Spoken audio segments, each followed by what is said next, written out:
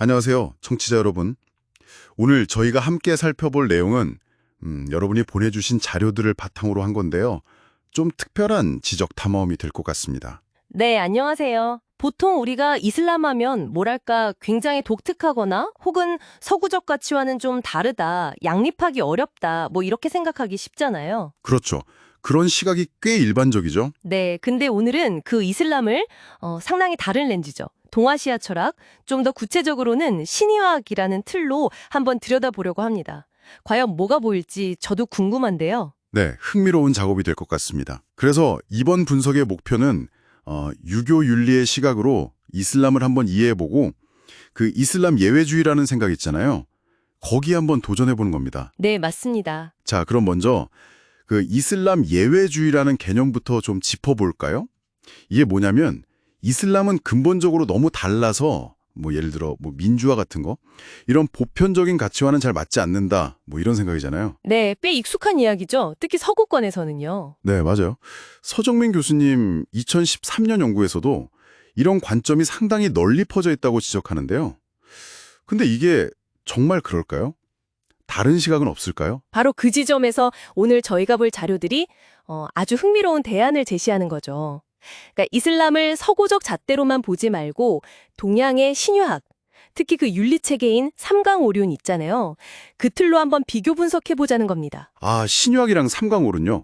조금 생소하실 청취자분들도 계실 것 같은데요. 네, 간단히 설명드리면 신유학은 기본적으로 유교 사상에다가 도교나 불교 같은 다른 사상의 형이상학적인 부분, 그리고 우주 원리를 설명하는 음양오행 같은 거요. 이런 요소들이 이제 결합된 좀 더 발전된 유교 사상 체계라고 보시면 되고요. 그렇군요.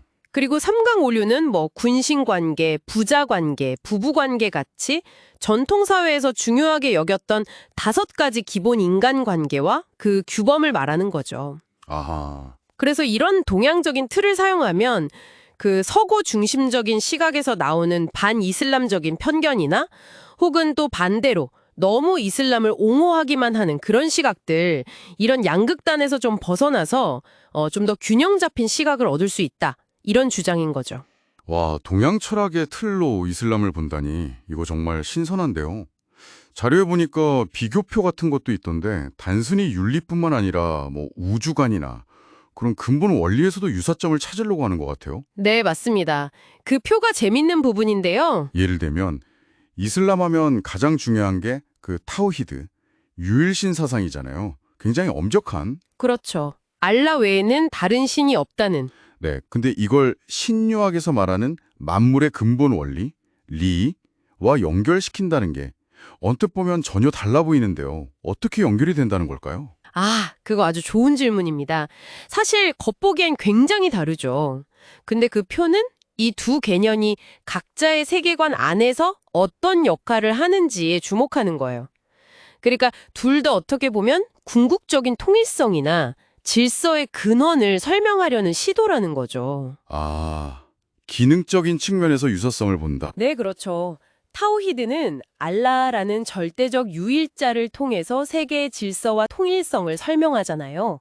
신유학의 리라는 것도 눈에 보이진 않지만 세상 만물 속에 내재된 보편적인 원리로서 모든 것을 하나로 묶고 질서를 부여하는 역할을 하거든요. 비유하자면 뭐랄까 다른 재료를 쓴 건축가 두 명이 있는데 건물의 전체적인 조화나 균형이라는 같은 설계 원칙을 추구하는 것과 비슷하다. 이렇게 볼 수도 있겠네요. 오, 아주 적절한 비유 같습니다. 네, 중요한 건 이렇게 겉보기에 완전히 다른 전통 속에서도 자세히 들여다보면 비슷한 기능을 하거나 유사한 구조를 발견할 수 있다는 점이에요. 이게 왜 중요하냐면요.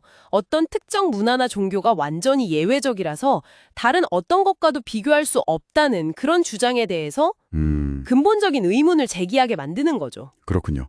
서로 다른 틀 사이에서도 어떤 근본적인 연결점을 찾아낼 수 있다는 말씀이시네요. 이 아이디어와 관련해서 자료에서 또 다른 개념을 언급하던데요. 대순사상의 인간 역할론이요. 인간이 뭐 마음의 공감을 통해서 우주의 무한순환을 돕는 중재자 역할을 한다. 이런 내용이었던 것 같은데. 네, 맞습니다. 이게 지금 저희가 이야기하는 이 비교의 가치와는 어떻게 연결될 수 있을까요? 바로 그 점이 또 핵심적인 부분인데요.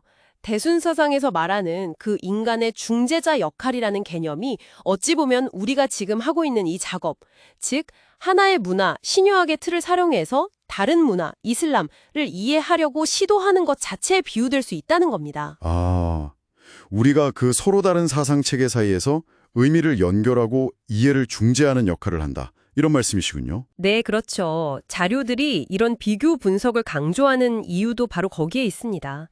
이슬람은 너무 달라서 이해할 수 없어 같은 그런 예외주의적인 단정에서 벗어나자는 거죠. 동양윤리단을 렌즈를 통해서 보면 기존의 서구 중심적 분석만으로는 놓치기 쉬웠던 새로운 통찰을 얻을 수 있다는 거예요.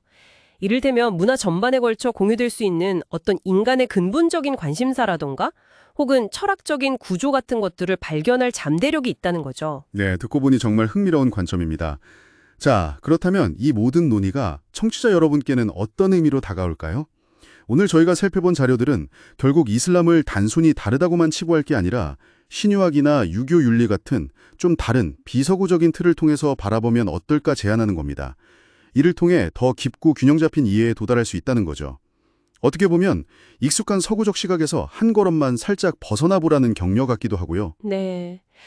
그리고 이건 우리에게 중요한 질문을 던져주기도 합니다. 뭐냐면 우리의 이해라는 것이 얼마나 자주 특정 문화권, 특히 서구적인 관점에 의해서만 형성되고 또 어쩌면 제한되는가 하는 질문이죠. 아, 그러네요. 우리가 세상을 보는 창문이 생각보다 하나만 있는 건 아닐까 하는. 맞습니다.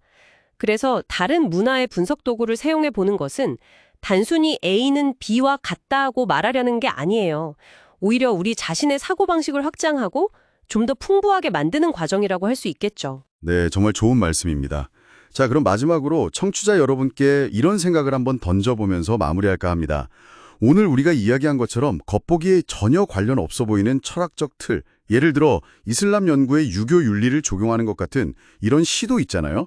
이렇게 익숙하지 않은 분석 도구를 사용하는 것이 어쩌면 우리가 마주하는 다른 복잡한 글로벌 문제나 문화적 현상에 대한 이해를 어떻게 바꿀 수 있을까요? 생각해 볼 만한 질문이네요. 네, 서로 다른 문화의 지혜를 교차 적용해 보는 것의 가능성, 한 번쯤 곱씹어 볼 만한 질문이 아닐까 싶습니다.